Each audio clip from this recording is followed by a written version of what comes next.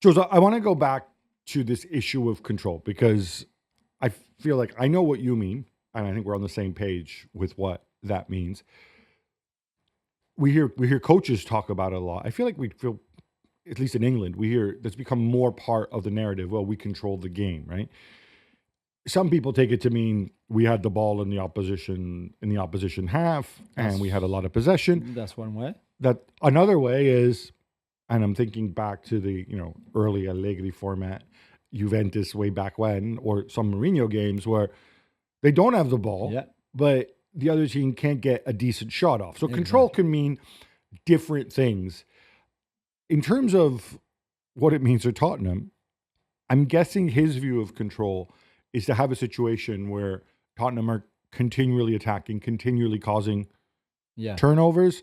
It does not mean Papsar, Udoji, and Bissouma making a little triangle in the middle park. Right? I understand that. But I take you back to what you said before the Brighton game, for example, which was another disaster from a Spurs point of view where they were in the lead and completely collapsed. When he said, why would I control the game? We want the game as open as possible all the time and keep attacking and attacking. This is not how football works. Maybe in Japan, maybe in Australia, maybe in Scotland, maybe wherever you want, but not in the Premier League, not at this level. I'm sorry. Ipswich, Fulham, that's 3 games in a row now at home where they are left completely exposed with spaces everywhere for people to run into, where they just don't control any tempo, any like tactical shape, if you want. Even they're all over the place all the time. And I'm like, why are you working on a training? Why don't you want to change? I mean, he's won things at every level he's been at, playing that way. That's what he would say, right? But this is the highest level he's ever coached at, right? We agree. I don't want to dismiss Japan, Australia, so on, etc. But this is a different level. Yeah, and I think also playing in a knockout competition, like when he won the Asian Cup, is also different than them playing in a league format.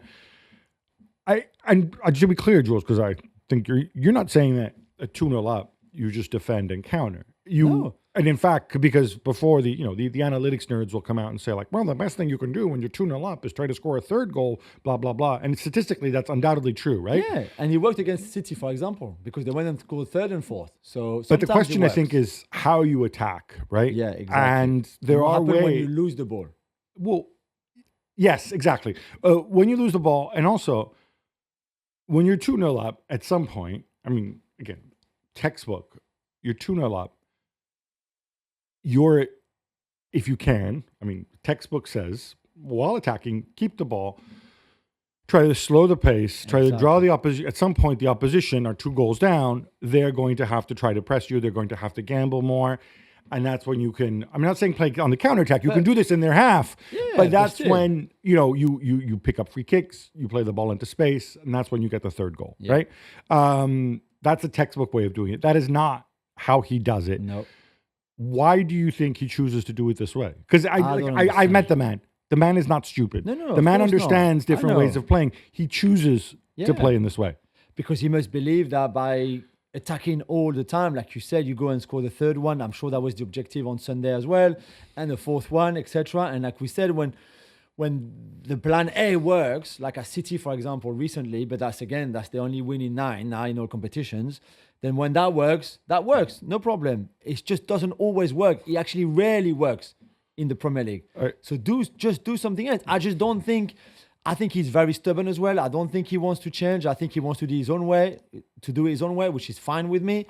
I just think it's at times completely counterproductive. And on Sunday, I'm sorry, from 2-goal up at home, even against a good Chelsea team, but a Chelsea team that you know exactly what they're good at, if you give them that space, the space they left between the line, Tottenham, for Cole Palmer to literally have a cup of tea, have his brunch, was unreal. Like, I can't understand. I was watching, I'm thinking, why is there so much space for Cole Palmer to get the ball, turn, play the through ball for Nico Jackson, where there's that great tackle from Draguzin. Yeah. This is textbook Spurs. How can you be at home and leave that much space for Cole Palmer and Chelsea to attack and expose you? When you're playing with one guy in front of the back 4, because obviously Kulusevski and Papsar rightly try to get forward, you need to make adjustments. I'm not saying you need to put them all further back, but you have to find ways to adjust, especially if you're playing against a team that has such a defined attacking midfielder like Cole Palmer. Yeah. Because even if he doesn't get the ball, he can drag Bissouma everywhere he wants him, right? Yeah, absolutely. The mitigating circumstance, obviously you start Romero. Romero goes down.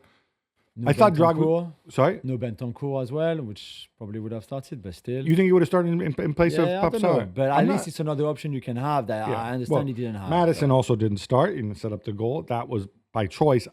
What I would say, if you have Madison in the deeper playmaker position, at least he's another body back there. He may not defend very much, but at least he's another guy. I thought Van de Ven he was not a bad player, but had a horrible game. Yeah, coming back from injury. Might be a bit early. This did not look right. But then again, Ben Davies, of course, was also out. He had a hamstring. So I can kind of see that. Yeah. And you have to go with the doctor say, two big officiating calls in this, which I think one pro Spurs, one anti Spurs, just to be fair in the interest of balance. I thought they were both red cards. And I was shocked it didn't happen. The second one is to even up things, right? Clearly. He doesn't give Caicedo. That's not your job as a referee. I know, but that's not. I refuse. I mean, I refuse to believe that you're a serious international referee and you would do that. So the first one, the Moises Caicedo, I don't know if he's late. That wasn't even a card. No, yeah, I think it doesn't apply pressure though. You can see that there's not much pressure on Sar's leg, which is bad enough. And it's just to have your foot on somebody else's leg is bad enough, but it's not like he doesn't go to hurt him, but that is sort of the studs on the leg. Absolutely. The other one, the Kulusevski. Okay, I don't know if it was accidental.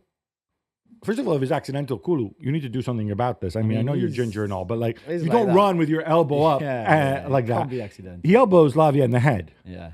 That's a straight red anywhere. Yeah, I thought he was going to be concussed, Lavia. I thought I really feared for him. He came off at halftime. Yeah, so I don't know if it was for that or not. But and Lavia was probably the best player in that first half. I thought he was outstanding for Chelsea. So those two decisions, I mean, yeah, you can say they evened out. I really hope the referee wasn't like, oh, I hope they are going, well, we didn't say anything because, you are who you are, but you should have sent Caicedo off. It's like, oh, great. Like, let Spurs then have a free hit on some. I mean, I refuse to believe that referees think that way. Moving on to Chelsea, you mentioned, we need to give a shout out to Jadon Sancho, who I thought scored a tremendous goal, lovely goal, but really was consistently good throughout the game.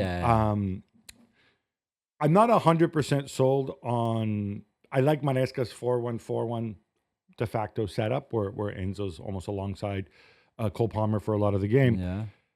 I don't know how much it's replicable with Lavia in front of the back four and Caicedo at right back, simply because when one of those guys goes out, you have to change it again. Malo Gusto has to come in to play right back, and obviously Malo Gusto will interpret the position differently than Caicedo. He can still come inside. He does a lot, yeah. It still becomes like a 3-2-4-1 if you want, exactly. Right? On the ball, but obviously very different player from Caicedo. But both works really, because even in the second half, Gusto was good. Chelsea were even better than the first half.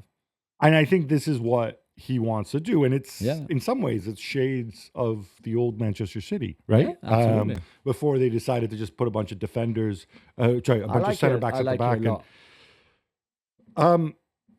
We know the strengths, weaknesses. If I was to ask you, all right, why does Maresca keep saying this? And I want to suggest the squad is incomplete in terms of. I'm not saying you can't win the Premier League with Robert Sanchez. Some ordinary goalkeepers have won the Premier League. I think Jorgensen is way better than Sanchez. I don't understand why Jorgensen is not playing. I really don't understand that. And I've been seeing him played in the last two games in the league in midweek and then against Heidenheim in the Conference League the Thursday before that. I just don't understand. I really don't. I don't think Sanchez, he makes mistakes like all goalkeepers makes mistakes. I don't know how often he gives you the value add of making the save he's not supposed to make. I agree. That is one of my issues. Yeah. And the mistakes are there, like they are with everybody, but maybe a little more than some of the top keepers. That would be one reason. Another reason I still feel they're a little bit light in midfield, because if you're going to have Caicedo, Lavia's injury record, of course, is what it is. If you're going to have Caicedo, Lavia, and Enzo, you need a number 4 and a number 5 who can play occasionally, right? And then you get into Renato Vega. Yeah, you can have Vega. Is what he is. Kieran Dewsbury Hall, who I'm sure Maresca likes him and trusts him, but he never plays him. Yeah. So, not for the 18. But he played for the B team, really. He played in the Conference League. Which they won't be able to do, I think, as much as they progress in the competition. Maybe. There's no real alternative to Nico Jackson because when Nkunku plays, he plays the position differently. Yeah. These could be reasons. But all that said, nobody's perfect. And they're right up there, as you said, 4 points on the top. The game Liverpool need to make up is obviously the game that was cancelled, the Merseyside Derby, which is never a gimme, right? Easy. No. So I'm still with Maresca.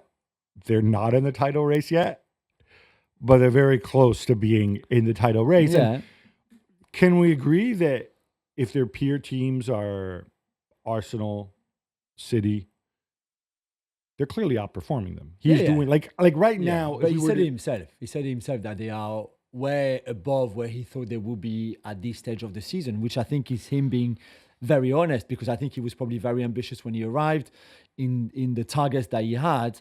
But to be 4 points off the lead, whoever the lead is, to be 4 points away from the team top of the Premier League in December, almost at Christmas, is remarkable from them, considering they already played all the big boys. Right. Liverpool, City, Arsenal, Spurs now, and that they are where they are with the things that they do really, really well. And we said attacking, etc. They have the best attack in the league.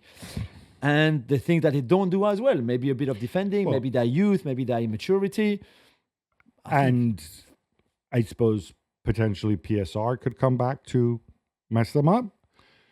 You have to juxtapose this against the fact that this is his first season. He had never managed in the Premier League.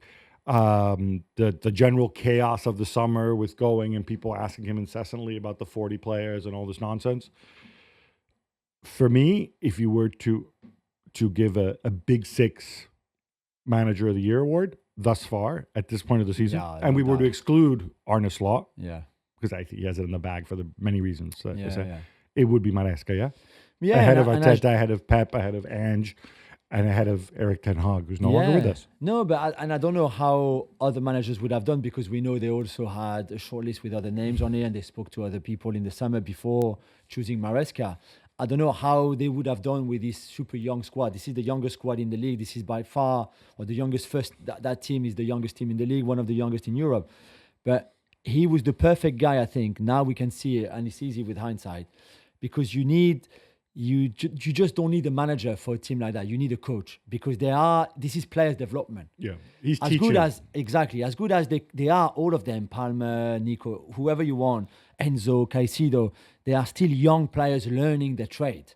And I think you could have had a coach that is more experienced than Maresca, older than Maresca, that I don't think would have done maybe such as a good job than the Maresca who not that long ago was coaching under 23s. Exactly. Yeah. And for me, this is so much key. And I don't know how much really from a Chelsea point of view, it was like one of the reasons why we signed Maresca is for that background. But I think now we see how important it is, because they've grown with him. He's grown with them together, because that's what also youth team coaches are doing.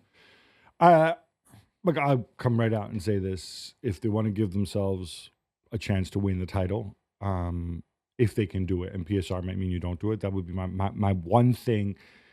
I'm not a huge Fofana guy, as you know, simply because the guy gets hurt. I don't think the other center backs are anywhere near the level of Fofana and Colwill. Yeah. That could be an issue. I'm not a cuckoo guy. You know that. Yeah. But I think the one priority is, God forbid, something happens to Nico Jackson. Nkunku, not a bad player, but completely different. But we've said it every day of the week, right? Absolutely. If they get closer, I wonder if maybe they push the boat out a little bit in January and try to address that, try to give themselves a chance. There's also something, there was something that Maresca said before the game about Madueke, in the sense that Madueke was on the bench, by the way, how good he was in midweek, was back on the bench for this game, and he said, like, I need him to work harder. And I think that the only thing with those young squads and young team, you don't have a role model within your squad, like a super experienced guy like a Thiago Silva, right, or Cristiano, Benzema, those kind of guys that not everybody can have one of them. But what he said about Madueke, like I wish he would work harder every day at training. Right. He's not doing enough. it's also because I think when you are 21 or 22 or 23 and all you see is 23-year-olds who do the same thing as you because they are on the same boat as you. Whereas when you can see all the people over 30 who are doing all the invisible work so much and all can give you all that guidance that you don't really have with a young squad, I think that also has an impact. So on top of what you just said, Gab, in terms of recruitment, maybe bring in a little bit of experience, which they won't do because this is not the policy. So they're not going to do it. Yeah.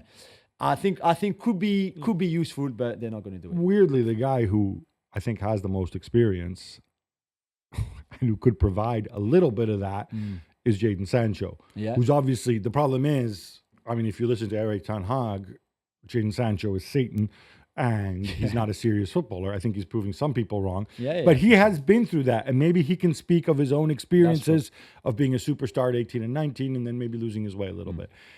But yeah, maybe we do have a title race.